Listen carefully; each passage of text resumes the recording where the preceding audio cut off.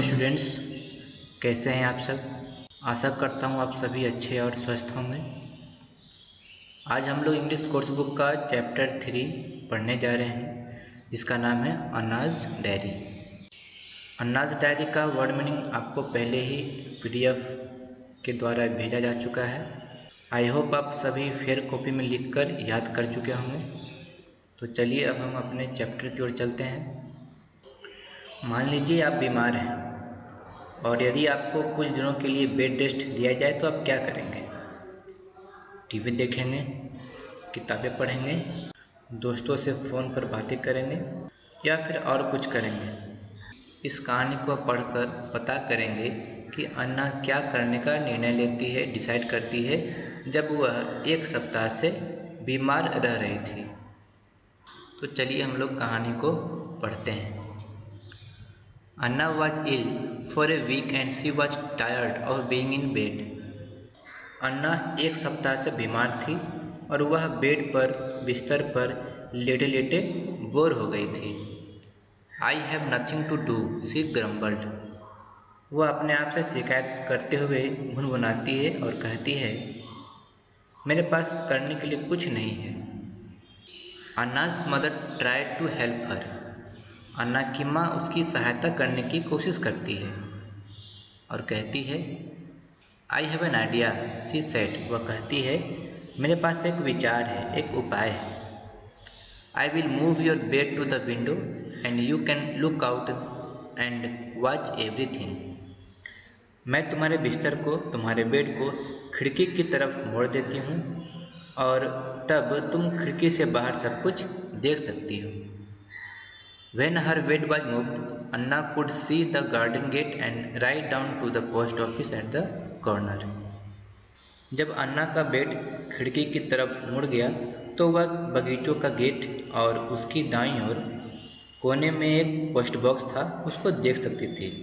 Post box मतलब जिसमें हम लेटर को डालते हैं।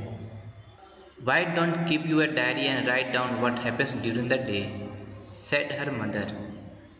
अन्ना की माँ ने कहा, तुम एक डायरी क्यों नहीं रखकर दिन भर में होने वाली सभी घटनाओं को लिखती हो?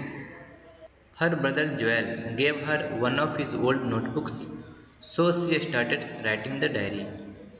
अन्ना का भाई जोएल अपना एक पुराना नोटबुक अन्ना को दे देता है और इस प्रकार से वह जो है अन्ना डायरी में लिखना स्टार्ट कर देती है। That evening, Anna read the diary to Joel. She had written. उस शाम अन्ना अपने भाई जोएल को डायरी पढ़कर सुनाती है जो उसने लिखा था। अन्ना ने जो कुछ डायरी में लिखा था मैं आपको उसका सिर्फ हिंदी करके सुना देता हूँ। 14 अक्टूबर दिन मंगलवार था। सुबह 8 बजे उठती है, नाश्ता करती है। मिसेज ग्रीन की बिल्ली, जिसका नाम इबनोई है, वह एक पेड़ पर चढ़ती है। मिस्टर कॉलिंस पोस्ट बॉक्स में एक पत्र डालते हैं। दोपहर का भोजन करती है, एक कहानी पढ़ती है। एक हरे रंग का गाड़ी जिसका नंबर UP 10CD 6790 था, वह मिसेस जेम्स के घर में किसी को पुकारता है। 2 व्यक्ति कुछ फर्नीचर्स मिस लकड़ी की बनी कुछ वस्तुएं उस गाड़ी में रखता है, दवाई लेती है और फिर दूध पीती है। अन्ना ने ये सभी घटनाओं को डायरी में लिखा था जिसे वह अपने भाई जोएल को सुनाई। डायरी में लिखी चीज़ों को सुनाने के बाद अन्ना कहती है अपने भाई जोएल से, it's not very exciting is it Joel, she said. I took the van number 2। Diary पढ़ने के बाद अन्ना जोएल से कहती है कि मैंने उस गाड़ी का नंबर भी लिख लिया, तो क्या यह एक्साइटिंग नहीं है जोएल? क्या यह रोमांचक नहीं है?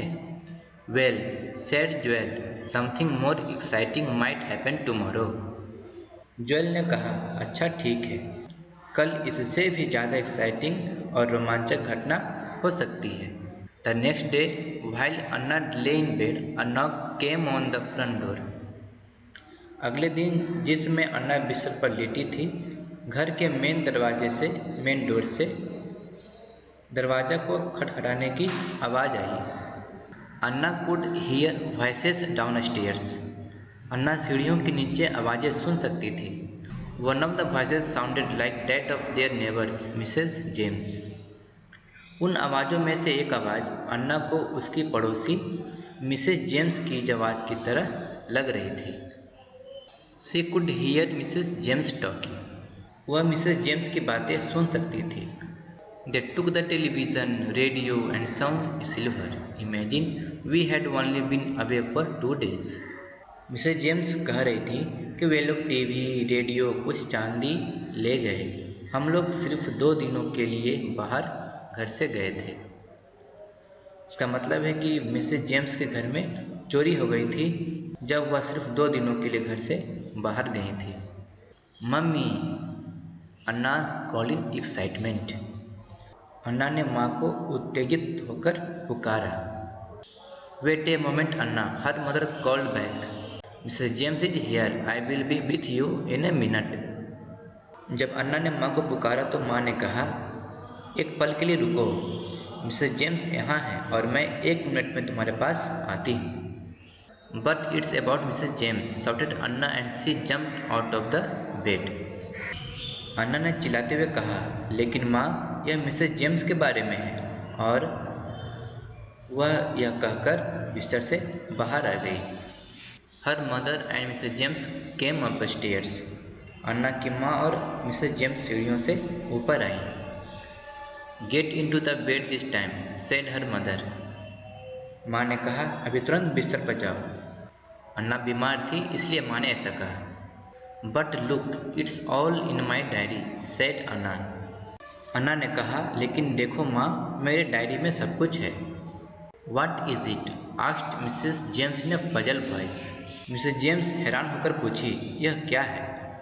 अन्ना started to explain. अन्ना बताना शुरू करती है विस्तार से।